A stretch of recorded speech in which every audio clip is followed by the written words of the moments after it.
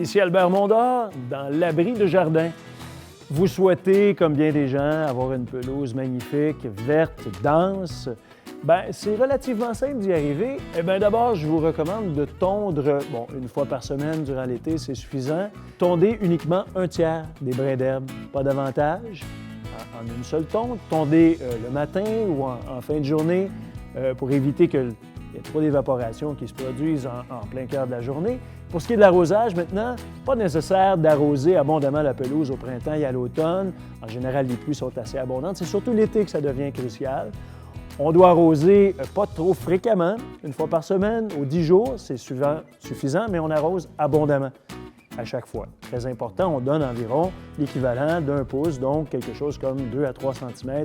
Également, très important de faire une fertilisation aussi. Le gazon doit être fertilisé régulièrement. C'est très important. Au printemps, on peut faire une première fertilisation en début de saison, en avril, fin avril, début mai. On peut faire une seconde fertilisation un peu plus tard, vers la fin du printemps, en fin juin.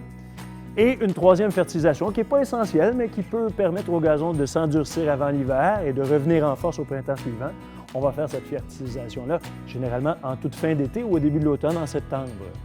Et n'oubliez pas de faire un sursemis. Ça, c'est l'élément crucial.